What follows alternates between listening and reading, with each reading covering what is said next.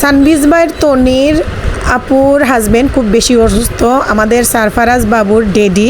তো সবার কাছে আমি একটু দোয়া চাচ্ছি, সবাই দোয়া করবেন। আসসালামু আলাইকুম সবাইকে, আমার কাছে এবং দূরে, দেশ এবং দেশের বাইরে যারা আজকের ভিডিওটি দেখতেছেন, আল্লাহর রহমতে আশা করি সবাই ভালো আছেন। আমিও আল্লাহ তাআলার অশেষ রহমতে আলহামদুলিল্লাহ বেশ ভালো আছি। আজকে একটা ভিডিও নিয়ে এসেছি, ভিডিওটা একটু ব্যতিক্রম, অন্যরকম। আপনারা টাইটেল এবং থাম্বনেল দেখে বুঝে গিয়েছেন। সানবিজ ভাই তনি আপু, উনি একজন বাংলাদেশের বড় উদ্যোক্তা।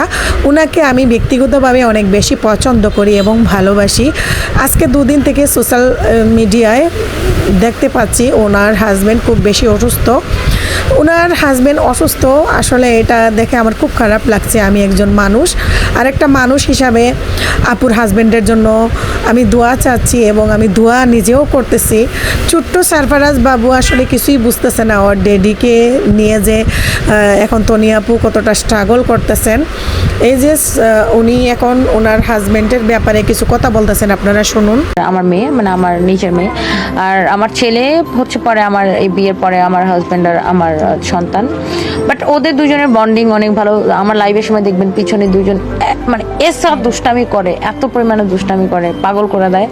আর আমার ছেলে যখন সানবি, আমার মেয়ের নাম সানবি, স্কুলে যায়, একটু পর বলে মাম্মি সানবি কোথায়, সানবি কোথায়, সানবি কোথায়, ও বলে শানবি, শানবি কোথায়, শানবি কোথায়, মানে এরকম পাবো অলসো। বাট ওদের বন্ডিং অনেক ভালো। আর আমার হাজব্যান্ড আসলে মানে আমাদের বাচ্চাদের মধ্যে ওই জিনিসটা মানে থাকে না যে সৎ ভাই বোন, বা ওই জিনিসটাই নাই আমাদের বাচ্চাদের মধ্যে।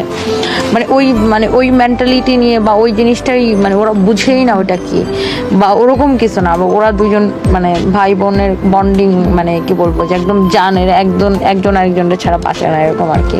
বাচ্চারা হচ্ছে অ্যাঞ্জেল। তো বাচ্চাদেরকে আসলে এইসব মানে আমাদের এই দুনিয়ার বেড়াজাল বা ঝামেলা থেকে দূরে রাখাটাই ভালো। বাচ্চাদের ফেসবুকে দেখলাম উনি ওনার হাজব্যান্ডের জন্য দোয়া চাইলেন। ছোটো বড়ো যত ধরনের ভুল আছে সব ভুলের জন্য উনি ক্ষমা চাইলেন এবং ওনার হাজব্যান্ডের জন্য দোয়া চাইছেন।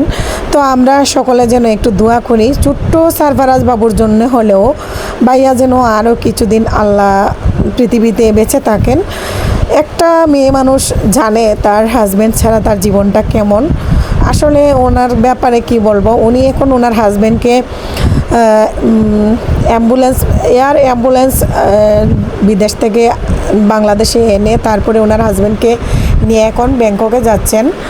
তো আল্লাহ যেন সুস্থভাবে ওনাকে নিয়ে ফিরে আসতে পারেন। ওনার কিছু পোস্ট দেখেছি, দেখে আমার অজান্তে আমার চোখের পানি চলে আসছে। আমি তখন থেকেই অনেক দোয়া করতেছি, কারণ ভালোবাসার মানুষগুলোর বিপদ মানেই তো নিজের বিপদ মনে হয়। কারণ আমি তনি আপুকে অনেক ভালোবাসি। আর ছোট্ট সারফারাজ বাবু আসলে আমার ওয়ালিদ বাবুর সমান দেখতে, দেখা যায় একদম আমার ওয়ালিদ বাবু যেরকম কিছুই বুঝে না, সারফারাজ বাবু বোঝা যাচ্ছে কিছুই বুঝে না। ওর ডেডিকে ধরে, যখন ওর ডেডি চলে যাচ্ছে ও ধরে হাসাহাসি করতেছে, ওর ডেডি কান্না করতেছে, কিন্তু সে কিছুই বুঝতে পারছিল না।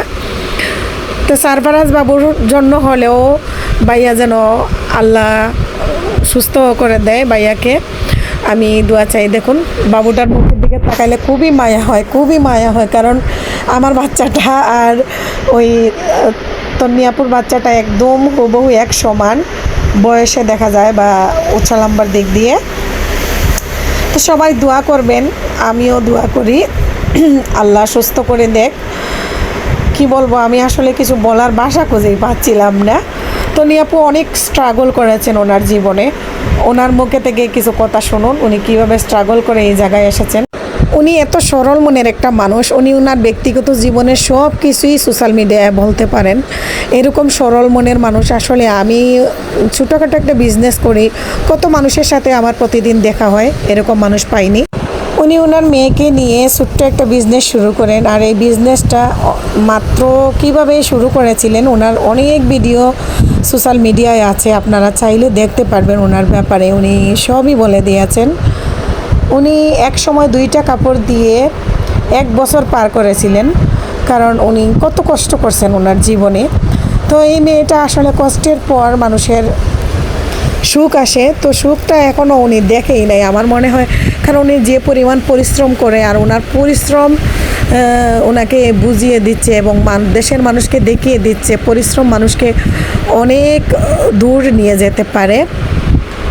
তো আসলে কি বলবো, কিছুদিন আগে ওনার বোনের বিয়েতে কি হাসি খুশি দেখলাম দুজনকে। এই যে ভাইয়াকে দেখলাম, ওনার বোনকে বিয়ে দিলেন কিছুদিন আগে, দুজনকেই অনেক সুন্দর লাগছিল। খুবই ভালো লাগে আমার এই কাপলকে। তো সবার কাছে আমি আবারও দোয়া চাচ্ছি, আর এখান থেকে আমি বিদায় নিয়ে নিব। সবাই ভালো থাকবেন, সুস্থ থাকবেন এই কামনা করে আজকের মতো আল্লাহ হাফেজ। আসসালামু আলাইকুম রহমতুল্লাহি ওয়া বারাকাতুহু।